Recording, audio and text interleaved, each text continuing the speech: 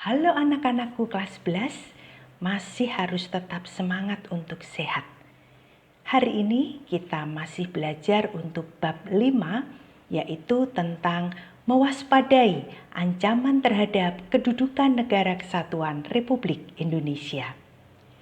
Anak-anak, untuk materi bab 5, minggu yang lalu kita sudah belajar materi A, menelaah ancaman terhadap integrasi nasional bagian yang pertama. Hari ini akan kita lanjutkan masih pada materi menelaah ancaman terhadap integrasi nasional, tapi pada bagian yang kedua. Baiklah anak-anak, kita mulai dari belajar ancaman di bidang ideologi. Komunisme menjadi salah satu ancaman terhadap ideologi Pancasila.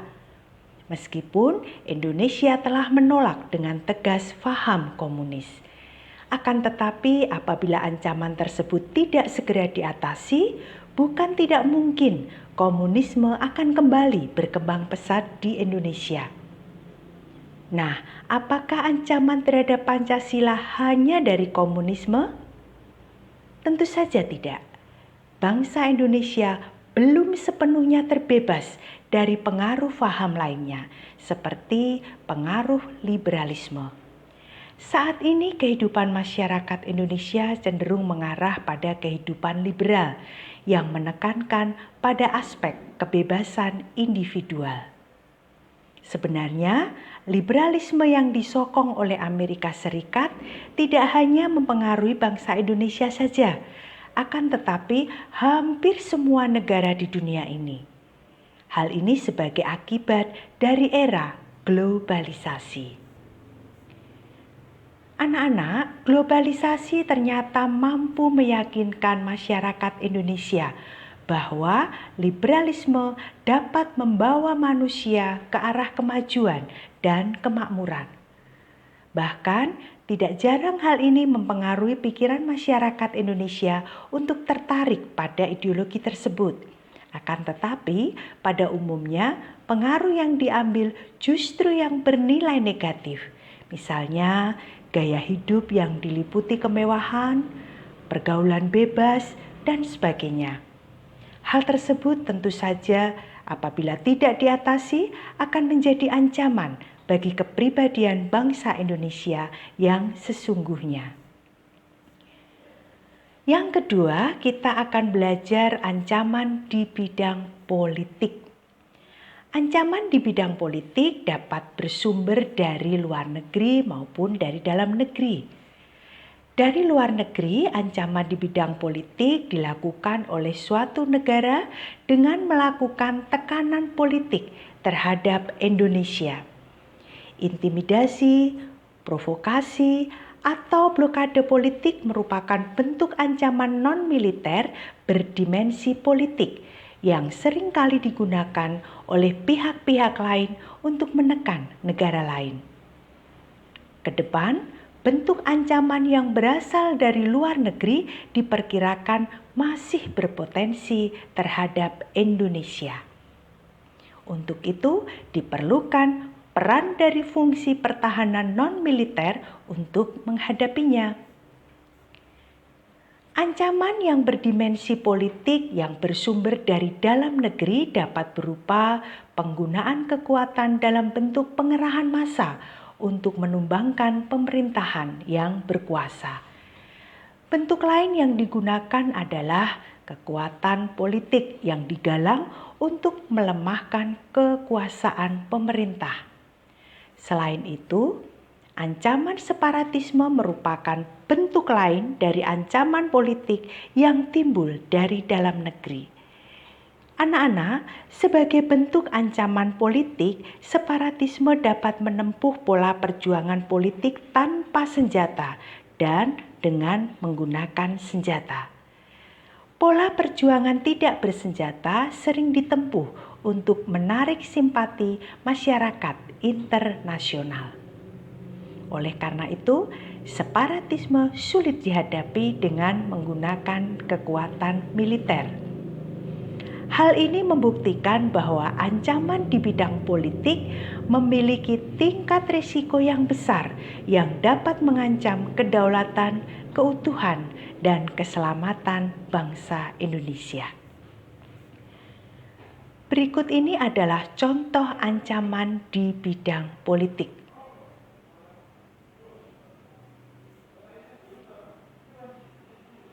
Berikutnya kita akan belajar ancaman di bidang ekonomi.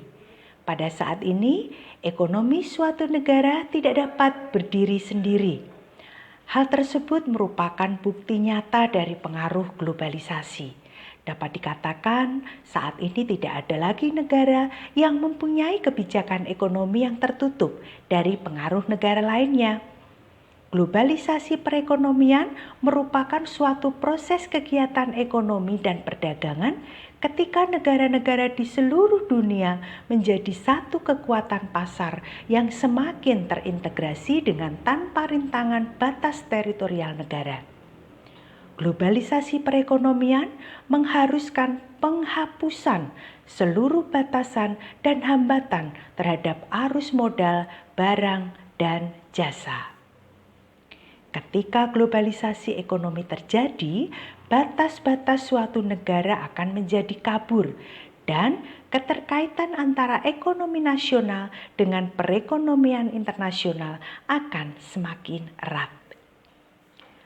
Anak-anak, globalisasi perekonomian di satu pihak akan membuka peluang pasar produk dari dalam negeri ke pasar internasional secara kompetitif. Sebaliknya, juga membuka peluang masuknya produk-produk global ke dalam pasar domestik. Hal tersebut tentu saja selain menjadi keuntungan juga menjadi ancaman bagi kedaulatan ekonomi suatu negara. Ekonomi kerakyatan sangat menghindari hal-hal berikut. Yang pertama, sistem free fight liberalism yang hanya menguntungkan pelaku ekonomi liberal. Yang kedua, sistem etatisme. Dalam arti negara beserta aparatur negara bersifat dominan dan mematikan potensi dan daya kreasi unit-unit ekonomi di luar sektor negara.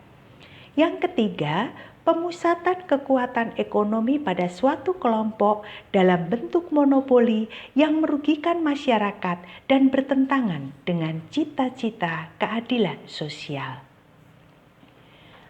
Anak-anak, adapun pengaruh negatif globalisasi ekonomi yang dapat menjadi ancaman kedaulatan Indonesia, khususnya dalam bidang ekonomi, diantaranya adalah sebagai berikut. Yang pertama, Indonesia akan dibanjiri oleh barang-barang dari luar negeri, seiring dengan adanya perdagangan bebas yang tidak mengenal adanya batas-batas negara. Hal ini mengakibatkan semakin terdesaknya barang-barang lokal, terutama yang tradisional, karena kalah bersaing dengan barang-barang dari luar negeri. Yang kedua, cepat atau lambat perekonomian negara kita akan dikuasai oleh pihak asing, seiring dengan makin mudahnya orang asing menanamkan modalnya di Indonesia. Dan pada akhirnya mereka dapat mendikte atau menekan pemerintah atau bangsa kita. Dengan demikian, bangsa kita akan dijajah secara ekonomi oleh negara investor. Yang ketiga, timbulnya kesenjangan sosial yang tajam sebagai akibat dari adanya persaingan bebas. Persaingan bebas tersebut akan menimbulkan adanya pelaku ekonomi yang kalah dan yang menang. Pihak yang menang akan menjadi leluasa memonopoli pasar, sedangkan yang kalah akan menjadi penonton yang senantiasa terus tertindas. Yang keempat, sektor-sektor ekonomi rakyat yang diberikan subsidi semakin berkurang. Koperasi semakin sulit berkembang, dan penyerapan tenaga kerja dengan pola padat karya semakin ditinggalkan, sehingga angka pengangguran dan kemiskinan juga sulit dikendalikan. Yang kelima, memperburuk prospek pertumbuhan ekonomi jangka panjang. Anak-anak, apabila hal-hal yang dinyatakan di atas berlaku dalam suatu negara, maka dalam jangka pendek pertumbuhan ekonominya menjadi tidak stabil. Dalam jangka panjang, pertumbuhan yang seperti ini akan mengurangi lajunya pertumbuhan ekonomi, sehingga pendapatan nasional dan kesempatan kerja akan semakin lambat pertumbuhannya, dan masalah pengangguran tidak dapat diatasi atau malah mungkin semakin buruk. Pada akhirnya, apabila globalisasi menimbulkan efek buruk kepada prospek pertumbuhan ekonomi jangka panjang suatu negara, distribusi pendapatan menjadi semakin tidak adil dan masalah sosial ekonomi masyarakat semakin bertambah buruk. Berikutnya kita akan belajar ancaman di bidang sosial budaya. Ancaman yang berdimensi sosial budaya dapat dibedakan atas ancaman dari dalam dan ancaman dari luar. Yang pertama, kita akan belajar tentang ancaman dari dalam dulu. Ini didorong oleh isu-isu kemiskinan, kebodohan, keterbelakangan, dan ketidakadilan. Isu tersebut menjadi titik pangkal timbulnya permasalahan seperti separatisme, terorisme, kekerasan, dan bencana akibat perbuatan manusia. Isu tersebut juga akan mengancam persatuan dan kesatuan, nasionalisme, dan patriotisme. Yang kedua, ancaman dari luar. Ini timbul sebagai akibat pengaruh negatif globalisasi yang diantaranya adalah sebagai berikut. Munculnya gaya hidup konsumtif yang selalu mengkonsumsi barang-barang dari luar negeri. Ini bisa dibedakan, misalnya munculnya sifat hedonisme, yaitu kenikmatan pribadi dianggap sebagai suatu nilai hidup yang tertinggi. Hal ini membuat manusia suka memaksakan diri untuk mencapai kepuasan dan kenikmatan pribadinya tersebut, meskipun harus melanggar norma-norma yang berlaku di masyarakat, seperti mabuk-mabukan, pergaulan bebas, foya-foya, dan sebagainya. Berikutnya adalah sikap individualisme, yaitu sikap selalu mementingkan diri sendiri serta memandang orang lain tidak ada dan tidak bermakna. Sikap seperti ini jelas dapat menimbulkan ketidakpedulian terhadap orang lain. Misalnya, sikap selalu menghardik pengemis, pengamen, dan sebagainya. Berikutnya adalah munculnya gejala westernisasi, yaitu gaya hidup yang selalu berorientasi kepada budaya barat tanpa diseleksi terlebih dahulu, seperti meniru model pakaian yang biasa dipakai orang-orang barat yang sebenarnya bertentangan dengan nilai dan norma-norma yang berlaku. Misalnya memakai rok mini, lelaki memakai anting-anting, dan sebagainya. Berikutnya, semakin memudarnya semangat gotong royong, solidaritas, kepedulian, dan kesetiakawanan sosial. Dan semakin lunturnya nilai-nilai keagamaan dalam kehidupan bermasyarakat. Pada gambar di bawah adalah contoh gambar-gambar dari fashion dan tarian yang sudah mengandung gaya hidup kebarat-baratan. Nah, anak-anak, berikutnya kita akan belajar ancaman di bidang pertahanan dan keamanan.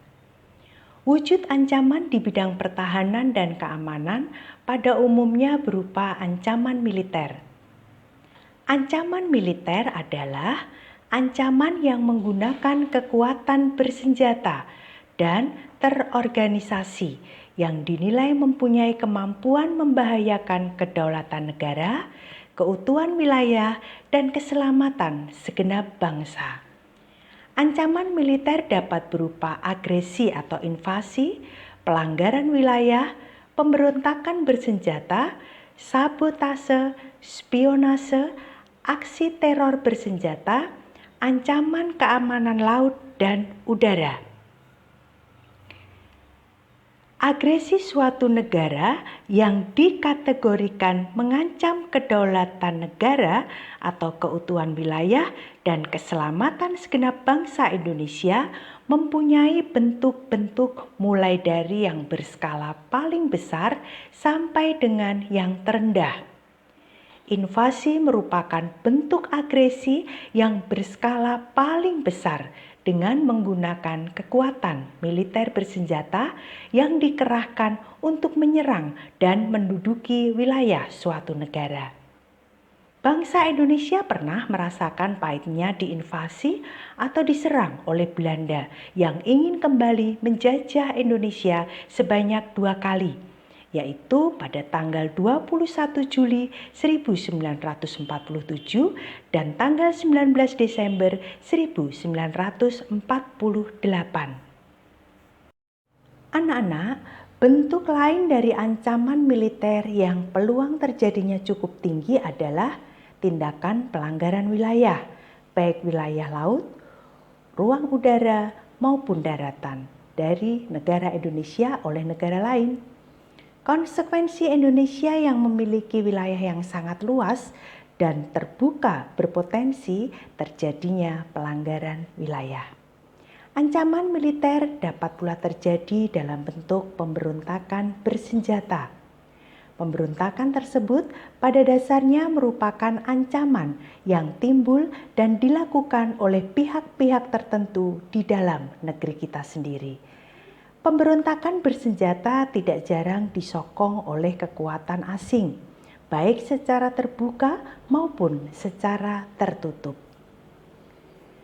Anak-anak, pemberontakan bersenjata melawan pemerintah Indonesia yang sah merupakan bentuk ancaman militer yang dapat merongrong kewibawaan negara dan jalannya roda pemerintahan. Dalam perjalanan sejarah, bangsa Indonesia pernah mengalami sejumlah aksi pemberontakan bersenjata yang dilakukan oleh gerakan radikal seperti DITII, PRRI, Permesta, pemberontakan PKI Madiun, serta G30 SPKI. Nah, sejumlah aksi pemberontakan bersenjata tersebut tidak hanya mengancam pemerintahan yang sah, tetapi juga mengancam tegaknya Negara Kesatuan Republik Indonesia yang berlandaskan Pancasila dan Undang-Undang Dasar Negara Republik Indonesia tahun 1945. Kalian perhatikan 7 pahlawan revolusi yang telah gugur akibat pemberontakan G30S PKI. Ada Ahmad Yani, MT Haryono, DI Panjaitan, S. Parman, Suprapto, Sutoyo, dan Pierre Tendian. Pada abad modern dewasa ini, kegiatan spionase dilakukan oleh agen-agen rahasia untuk mencari dan mendapatkan rahasia pertahanan negara lain. Kegiatan spionase dilakukan secara tertutup dengan menggunakan kemajuan ilmu pengetahuan dan teknologi sehingga tidak mudah untuk dideteksi. Kegiatan tersebut merupakan bentuk ancaman militer yang memerlukan penanganan secara khusus untuk melindungi kepentingan pertahanan dari kebocoran yang akan dimanfaatkan oleh pihak lawan.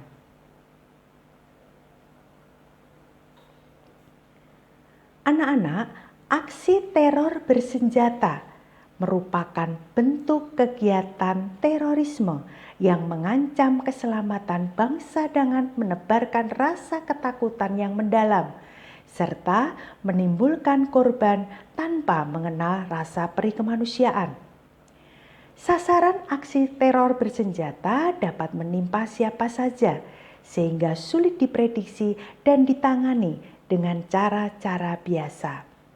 Perkembangan aksi teror bersenjata yang dilakukan oleh teroris pada dekade terakhir meningkat cukup pesat dengan mengikuti perkembangan politik, lingkungan strategis, serta ilmu pengetahuan dan teknologi.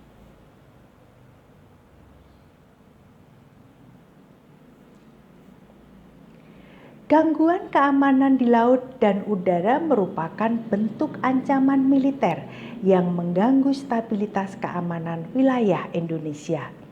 Kondisi geografis Indonesia dengan wilayah perairan serta wilayah udara Indonesia yang terbentang pada perlintasan transportasi dunia yang padat, baik transportasi maritim maupun dirgantara, berimplikasi terhadap tingginya potensi gangguan ancaman keamanan baik laut maupun udara. Anak-anak, bentuk-bentuk gangguan keamanan di laut dan udara yang mendapat prioritas perhatian dalam penyelenggaraan pertahanan negara meliputi pembajakan atau perompakan, penyelundupan senjata, amunisi, dan bahan peledak atau bahan lain yang dapat membahayakan keselamatan bangsa. Penangkapan ikan secara ilegal atau pencurian kekayaan laut juga termasuk pencemaran lingkungan dan merupakan bentuk gangguan keamanan di laut. Nah, anak-anak, untuk refleksi kita pada hari ini, setelah kalian mempelajari materi strategis dalam mengatasi ancaman terhadap integrasi nasional, tentunya kalian semakin paham bahwa upaya untuk mengatasi ancaman-ancaman terhadap integrasi nasional tentu bukan hanya tanggung jawab dari pemerintah saja, tetapi tanggung jawab dari seluruh rakyat Indonesia. Kesimpulan kita pada materi hari ini, posisi silang Indonesia sebagaimana diuraikan tadi di atas merupakan sebuah potensi sekaligus ancaman bagi integrasi nasional bangsa Indonesia. Dikatakan sebuah potensi karena akan memberikan dampak positif bagi kemajuan bangsa Indonesia serta akan memperkukuh keberadaan Indonesia sebagai negara yang tidak dapat disepelekan perannya dalam menunjang kemajuan serta terciptanya perdamaian dunia. Akan tetapi, posisi silang ini juga menjadikan Indonesia sebagai negara yang tidak terbebas dari ancaman yang dapat memecah belah bangsa kita. Ancaman bagi integrasi nasional datang bisa dari luar maupun dari dalam negeri Indonesia sendiri dalam berbagai dimensi kehidupan. Nah, anak-anak, untuk tugas mandiri kalian hari ini adalah carilah informasi yang relevan tentang strategi negara dalam mengatasi ancaman di bidang sosial budaya, selain yang sudah disampaikan pada materi di atas tadi. Berikan penjelasan secara singkat dan jelas. Baiklah anak-anakku semua, kita akhiri dulu pertemuan dan belajar kita pada hari ini. Tetap semangat untuk sehat, selalu rajin belajar, sampai berjumpa lagi pada materi berikutnya. Terima kasih.